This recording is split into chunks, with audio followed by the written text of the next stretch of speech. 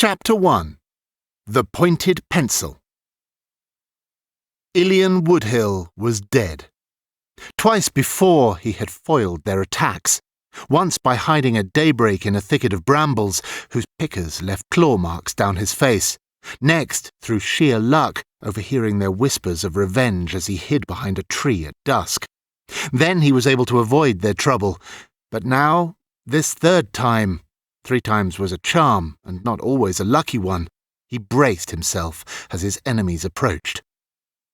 The 2 figures moved from behind the trees and stepped into the dirt road, stopping a dozen paces away. The leader, small and thin for a boy his age, shoved his larger companion ahead of him. "Get it!" he commanded. The other boy lumbered forwards, his wide face creased in delight. There was nothing to fear here, that much he knew. After all, he was the biggest 12-year-old in town, and taller than most 13-year-olds as well. Heck, he'd even made a few high schoolers cry. This little one would go down easy. "Give it to me or else," he said, advancing and raising a meaty fist. Ilian looked hopefully up the dirt road. Farmer Parsons sometimes passed this way with a load of hay from his outer fields, bound for his tall grey barn, but it was only mid-April. A lone hawk circled above, a black spot in the sky. As usual, Ilian was on his own. "I said give it to me or else," the boy growled, opening and closing his fist, knuckles cracking like shots. "Or else what?" piped a voice that sounded, oddly enough, just like Ilian's. Ilian groaned. He knew he should have left his enchanted pencil at home. An A in maths was little consolation for a beating. The boy left the fist in the air and turned to look back at his impish leader. "Did you hear that, Petey? Now I'll have to hurt him." Petey laughed him on, his lips drawn back in a sneer. "Do it, Stanley! Do it!" Ilian held the pencil at his side as Stanley approached, his feet frozen to the ground. He might still escape unharmed. There was still a chance. If only... The pencil made a sound as if clearing its throat. "Shut up!" Ilian shouted. "Why can't you ever shut up?" Stanley's fist streaked forwards, and Ilian's head flew back with an audible snap. He stumbled backwards and tumbled to the ground, clutching the stinging wound beneath his eye, tears blurring his vision. The boy leaned menacingly over Ilian, sweat beading on his meaty brow. "Don't tell me to shut up! Now give me that pencil! Give it to me, or I'll swear I'll break your arm!" "Why?" piped the pencil, mimicking Ilian again. "I bet you don't even know how to use one. Besides, I'd be afraid you'd poke yourself and pop. Someone in your condition should be careful around sharp objects." With a bellow, Stanley fell on Ilian, hammer fists raining blows. Ilian threw his arms across his face. Pinned beneath the sweating Stanley, he could do little more than shield his wounded eye and gasp for breath, but his thoughts were racing. Petey's face twisted with spite, reddened with sudden bloodlust. "Kill him, Stanley! Kill him!" The barrage of strikes was short-lived as the fat boy quickly tired. Stanley climbed off him and struggled to his feet, and Ilian scrambled back as his attacker stood swaying and exhausted before him. Both eyes stung now, and a tear of blood trickled from his nose. "Is little Ilian afraid to lose his pencil?" Petey mocked, his eyes cruel slits in his feverish little face. "Are you going to cry, little baby? Is that pencil your only friend?" Spittle flew from between his lips as he continued in angrier tones. "I bet your deadbeat daddy gave it to you right before he ran out on you." Ilian squeezed the pencil in fury. It didn't matter that he never knew his father. No one talked about his dad like that. A few choice words of his own came to mind as anger swept through him, words that would do more than just sting. "Ilian Woodhill, don't you dare!" a voice cried behind him. Ilian winced. It wasn't Farmer Parson come to the rescue, that was for sure. The 2 boys backed away, fear clouding their faces. "It's that crazy old man! Let's get out of here!" Petey yelled. Ilian watched from the ground as the boys ran off, casting back menacing looks. "Look! It's freaking Geek!" they called, laughing. Then they were gone. Ilian climbed to his feet and wiped at the blood running from his nose. The old man stood before him, leaning on a thin wooden cane. "Don't worry, I'm fine," Ilian snapped in answer to the sudden withering stare. The old man merely squinted. "It wasn't you I was worried about." His eyes followed after the fleeing boys. Ilian summoned tears and hid the talking pencil by his side, praying it would keep silent. He had learned to summon tears on cue since Galland had come to stay at the house, a most useful skill. Galland leaned in and pointed a finger at Ilian.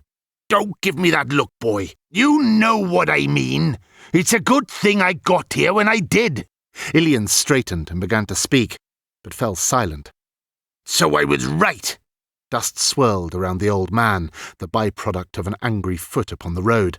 "And to think I trusted you." His eyebrows furrowed into a single grey line. "What is rule number 1? Ilian's shoulders resumed their usual droop. "No spells whatsoever outside the house," he muttered, "unless confronted by dark magic of the worst sort." "And it seems I can't stress that enough, can I?" Ilian's hands balled into fists. "But didn't you hear what they said?" "I hear more than you think," Galland said. "And if you're talking about what Mr. Petey Wilson said concerning your father, he should be as lucky. His father's a lying, cheating drunk. He beats the boy, I know. Better to have no father at all than one like his." Ilian doubted that, but he kept his arguments to himself as he looked back up the dirt road. He was in enough trouble already. Besides, he suddenly didn't feel like talking about it. Galland tapped his cane on the road to garner Ilian's attention. "Now back to the point at hand. You know better than to use magic outside the house." Ilian stared at his shoes. "I wasn't really going to electrocute them." Galland nearly jumped. "Electrocute them! Electrocute them!" he cried to the sky. "You can't be serious!" He drove his finger into Ilian's chest. "Not only have I been careful not to teach you offensive spells, but I'm quite sure I have never taught you anything as low down and ordinary as electrocution.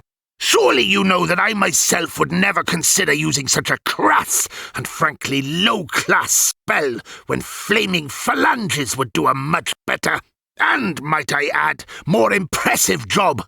And let me remind you that lightning spells are about as predictable as the weather. For all you know, you might have electrocuted yourself." Ilian kicked at the ground in front of him. "Well, I think lightning spells jam," he mumbled. "Jam? Jam?" Galland looked around as if addressing an unseen jury. "What is that language he's speaking? Where in the world did he ever think that one up? Jam, indeed. I never will understand you kids. Jam, jelly, marmalade, really?" Galland turned and walked up the dusty road, carrying his cane like a sword and ranting under his breath about everything, from what kids say to what kids smell like. "And how your mother ever gets your britches clean after God knows what you've been rolling in. She wasn't away visiting your uncle. Why I ever decided to teach you magic behind her back, I'll never know." Ilian stifled a laugh as he followed behind. The old man spun and grabbed him fiercely by the shoulder. He drew Ilian close, his face suddenly pale. "This is not a game, boy. I warned you to keep your studies to yourself. There are those who would do worse than playground bullies if they discovered our little secret." Tense silence hung between them. A gust of wind kicked up a cloud of dust around the two still figures. Galland released his iron grip, and Ilian rubbed at his arm. "And don't think I didn't see that pencil in your hand," continued the wizard. "I didn't give you an enchanted pencil so you could cheat on your geometry test. It's for spell work, not school work. Your mother hired me as a private tutor and trusted me to keep an eye on you while she's gone, and that's what I'm going to do. One more stunt like this, just one more, and you'll lose that pencil for good. Now let's go. If you can't play nice, then you won't play at all." To Ilian, the short walk back to the house felt as long as a forced march to certain death. He trailed behind his teacher, kicking along a small rock that had been unfortunate enough to get in his way. The flat land surrounding his small town of Southford stretched out around him like a taut green blanket, with an occasional wrinkle where a sudden hill dropped down to a flooded gully or trickling stream. Luckily, he had to pass only one house along the winding road. Farmer Parsons, and no one there was home to witness his humiliation. Study! On a Friday, no less! He shoved his hands to the bottom of his pockets in disgust.